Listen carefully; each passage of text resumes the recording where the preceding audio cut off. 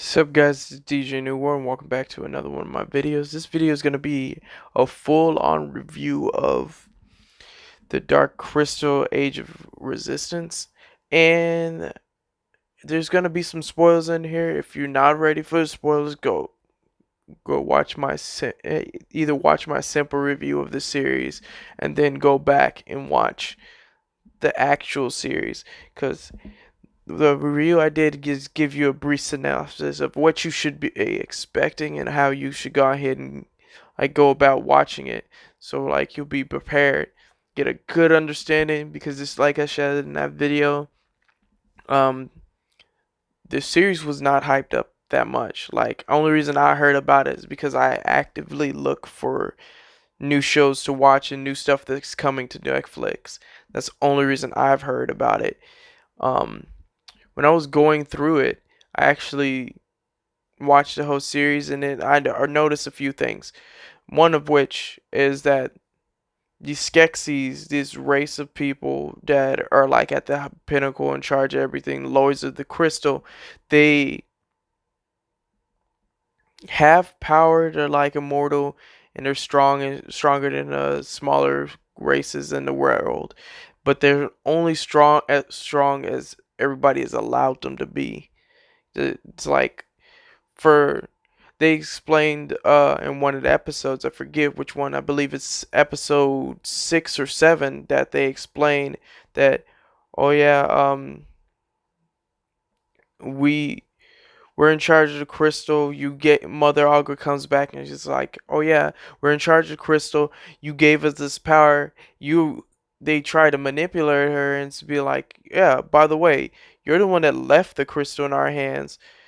It's your fault that everything's going this way, that you abandoned this world. You turned your gaze to basically every other planet, looking and searching around the galaxy, trying to find understanding.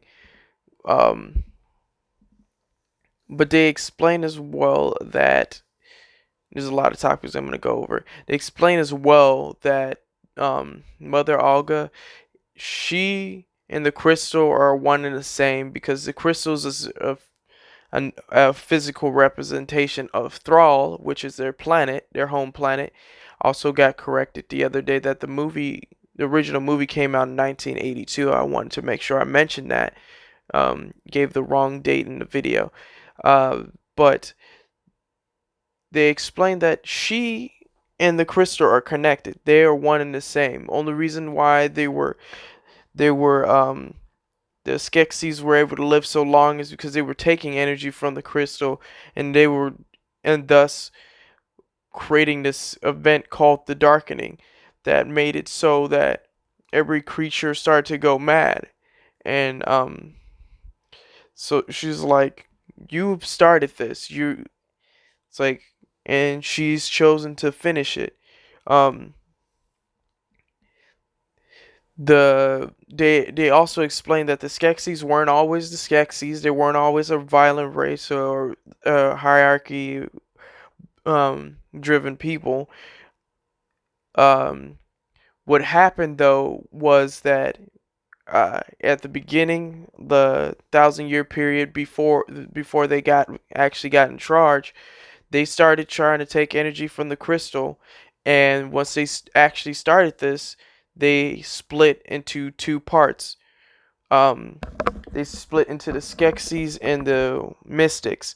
Mystics are another race that's on this planet, which is another half of the rest of the Skeksis. Like, they went on a journey. They're like, they have pretty impressive powers, right? And they went on this journey. It's like to hide away, basically, like until their time for them to show up. They did. They were basically like, they all saw that there was a prophecy that needed to be fulfilled, and it was like went their separate ways. Um, Later on in the story, we get a conversation with this guy that used to be a warrior, but then he realized that me and my other half needs to be united. We need to be part of each other. We're being separated and being able to feel one another's pain is all well and good and all, but like at the same time, we used to be once being. We need to be back together. And the Skeksis, or the after they had split, this rest of the Skeksis were like, no, we like stealing energy from the crystal. We like being immortal. We're not gonna want. We don't want to become one again. They're basically a physical representation of the evilness within someone's heart, and the mystics would be considered good. They're not all pure good, but they're good in a sense. You can't be pure good or pure evil. And throughout this series, they also do a lot of callbacks to to one-liners that was said. Like this dude, I believe it was the second episode. He said to the princess that, "Oh, you know how to read and write," which was an insult because it's like, of course we know how to read and write. Like we lived on this planet for forever. This is our home planet. Why wouldn't we know how to read and write? He's like, "Oh, you know how to read and write? How clever are you?" And then she gets captured. I believe that was episode 8. Gets captured, and he's like, "I guess you're not so clever." A lot of those one-liner callbacks, and it's actually really funny because it's like, oh, the director of this series remembered all the lines that he made and remembered the general direction of the story that he wanted to go in. I'm assuming it's he. I'm actually not entirely sure. I actually need to look this up. But knew what direction that they wanted to go in, and they knew what direction they wanted to go in. It actually doesn't say, which is weird. They knew what direction they wanted to go in, and like made sure that there were some comedic moments. There was a lot of comedic moments. There's a lot of scary-esque moments. I recommend this series for anybody that's willing to watch something interesting and deals with a lot of human topics like mortality. Um, Before I go into that tangent, uh, that there is like some violent scenes in this series, like people do die. So if you're thinking that you could just set this up and put it in front of some little kid, I wouldn't do it. There's some violent moments. There's some, I wouldn't say scary, but it's like creepy moments. There is blood that gets spilled. Um, So, if you're wanting to watch this with your family, make sure that you watch it with someone that's a bit mature, uh, in age and mentality, because it's pretty damn violent at times. Back to the mortality tangent. It deals with the fact that they explain in the series that Thrall, all these different races came from Thrall. They've been on this planet for X amount of years, and once they die, they go back to the planet and born either as a new creature of the same race or a different race, becomes a tree or whatever. It doesn't matter. You go back to the planet once you die. Mother Agua even talks to the Skeksis. Is like, we know once we die, we don't care if we die, because at any time when we die, we'll come back to this planet and we'll just reset. And resetting our lives, like, yeah, it may be hard or whatever, but like we're a different person. We got a new tackle, something new to tackle, where we become a different being. So the pain that we felt in this life doesn't mean anything, basically. And she looks like, look at the Skeksis, the emperor of the Skeksis, like, you're not from this planet. You came to this planet um because basically they explain in the first episode when they doing a little brief synopsis is that they came from a dying world, that they probably did what they did to this world and destroyed it. um She's like, when you guys die, we know we're coming back to this planet. We're gonna get reborn. Doesn't matter how long it takes or whatever. It's whatever. But when you guys die, there's nothingness. There might be nothingness for you because you came from a different planet. Like, we don't know how your life is going to end after this. That's probably, and she's like, that's probably why you're so afraid of dying, is because you don't know what lies beyond. And at the end of the day, you might just become dust.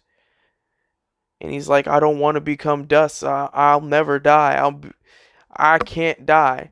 He's in the grand scheme of things. Yeah, he wants to keep his friends, his other lords alive, but at the same time, it's always been about him surviving everything. He wants to survive, which is a very human concept in the sense that when we die, we don't know what lies beyond. We want to live as long as possible, but accepting life is good is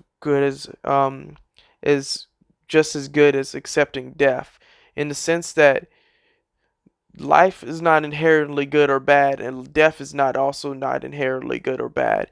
um I was going to talk about this topic in a different video, but I might as well address it now, that because of the general nature of the series.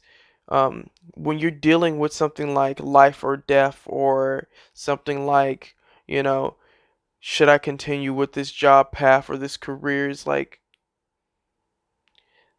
how you handle a certain situation is always up to you. The simple fact of the matter is, when it comes to life and death, life, yeah, we can live our best life, be responsible, do everything we can to try to hold on to our lives as long as possible, do everything in the world. But at the end of the day, if you die, it's not gonna make a difference. So just do the best that you can.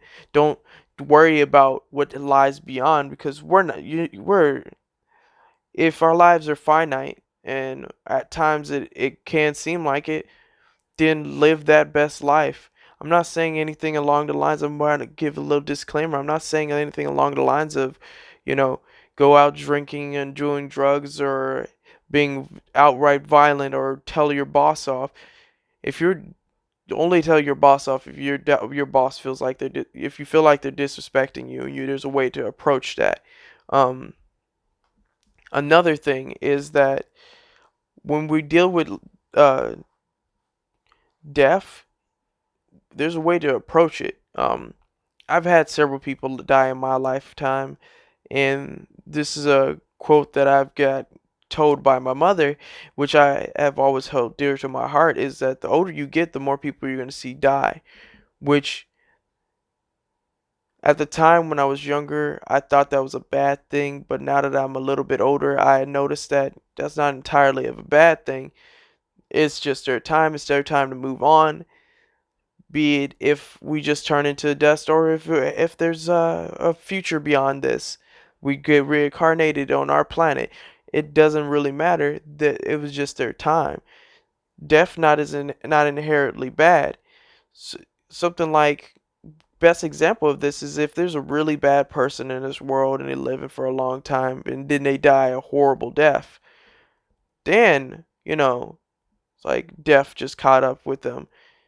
But if there's a good person that you've loved your whole entire life and they pass away, it's like, yeah, that feels bad, that hurts, but at the same time, in a great secretness of that moment, is just that you got to understand, again, like with the really horrible person in that scenario, it's like it was just their time.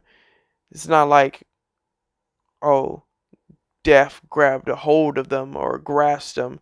It's like death is immaterial. It has no form. It comes to all.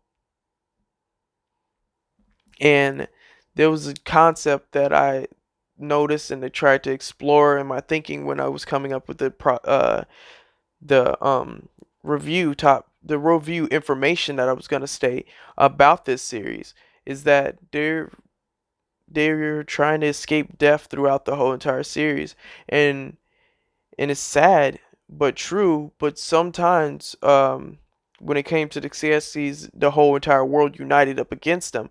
But sometimes, um, best example of this in our world is World War I and II, and I believe Vietnam as well.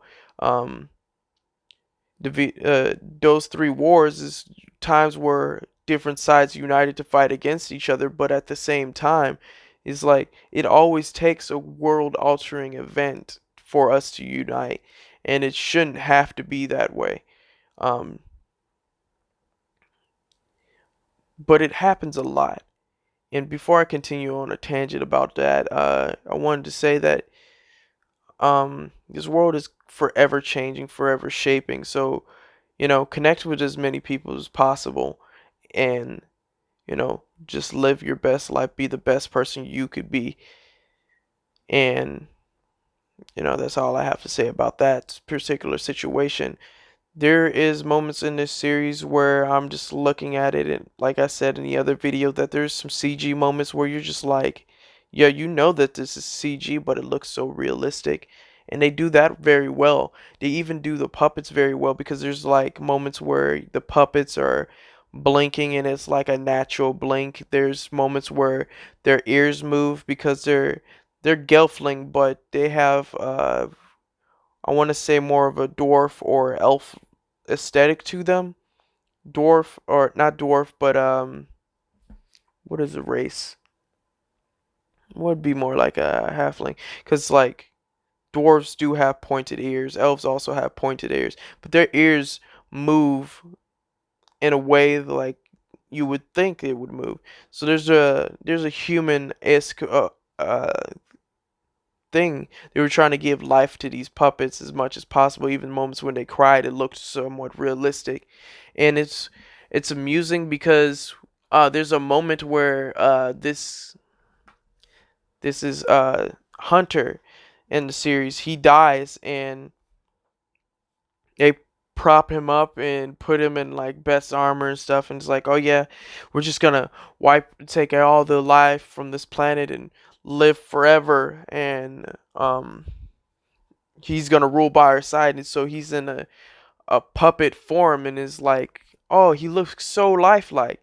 It's like, it's amusing to see that, because like there are puppets, and that's the connection I made. There are puppets and they look realistic, and someone is giving them life, but and their attempt to make reiterate on that life, they couldn't give it to their friend. Like, they failed at doing it.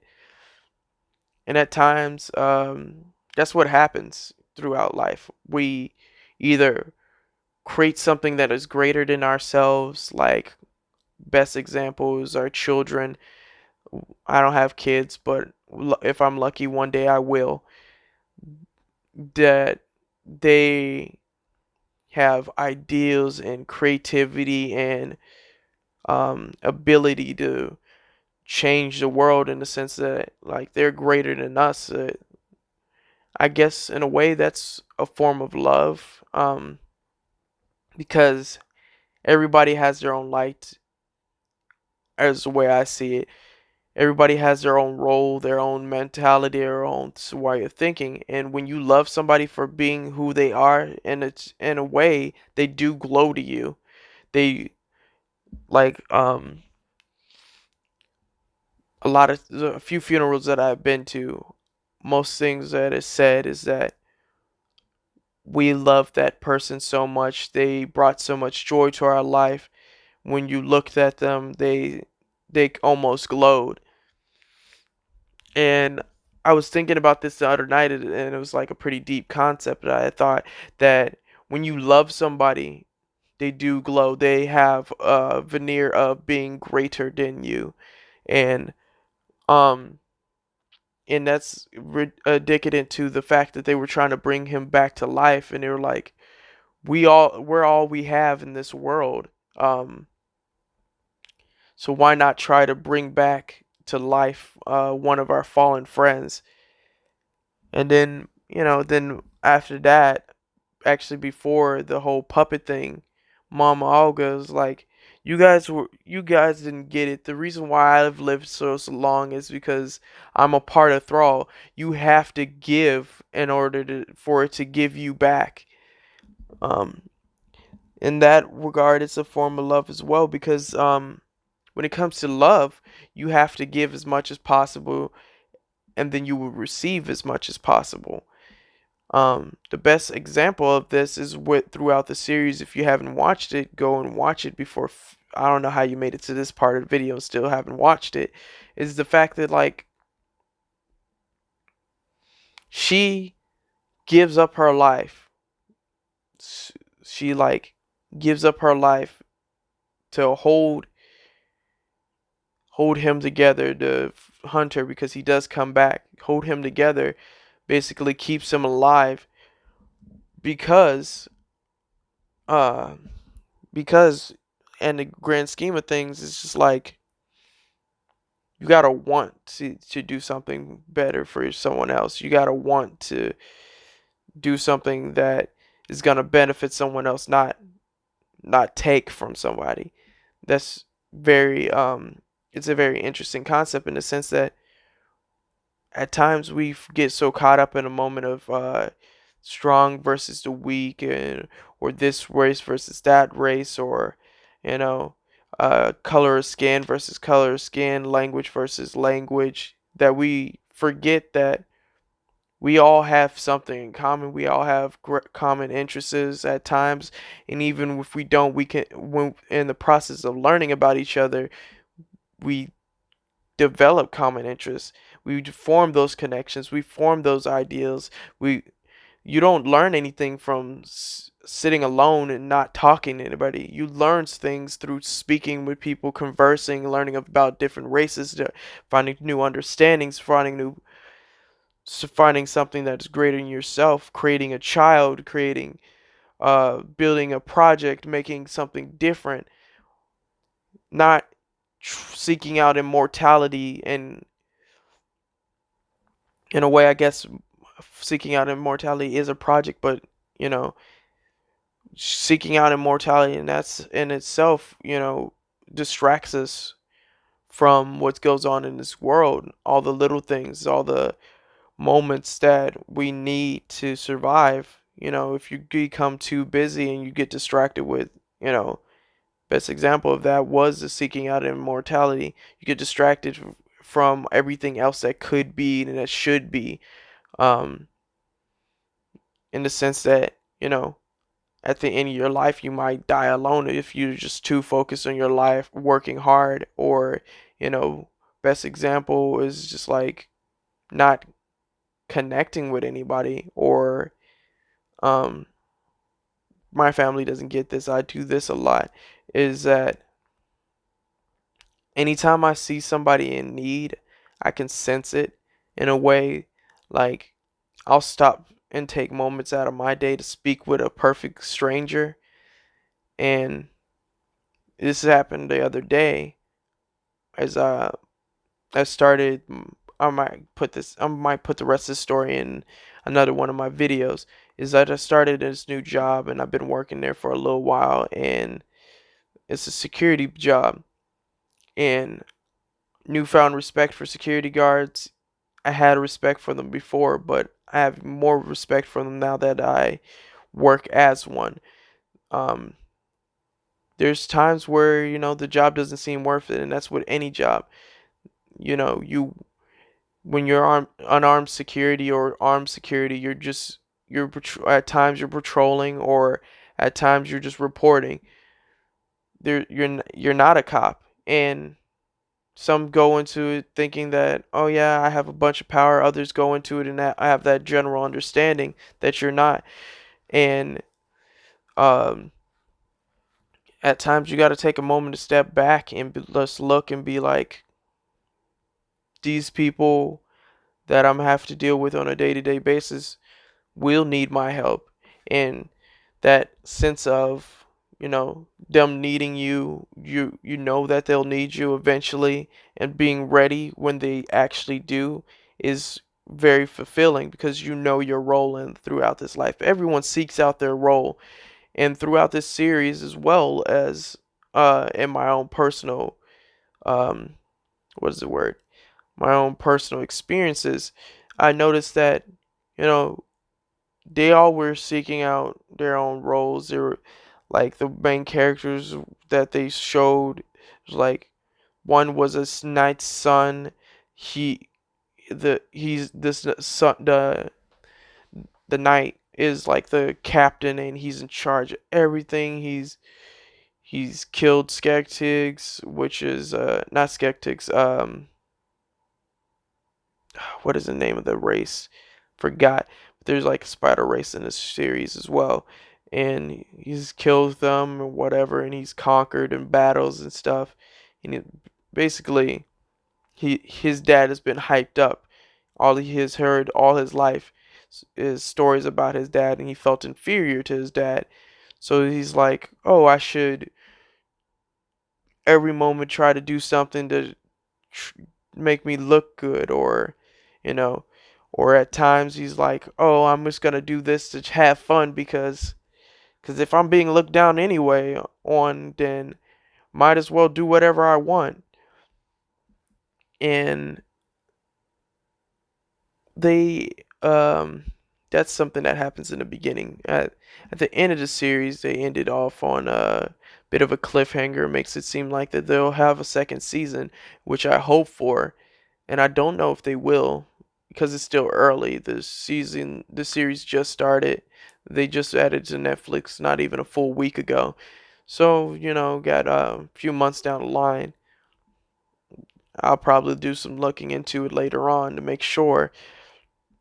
But um like I said, this series is great. It has some lot of like you can spread out the series over a few days if you want, or you could try to watch it all in one go. I actually did do that somewhat because I spent part of a few days ago just watching the first 2 or 3 episodes, and then the rest of the day yesterday, most of the day yesterday, I did go do something else.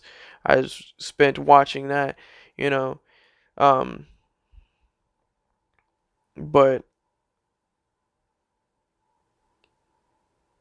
um, what was I saying? That this series is a great series.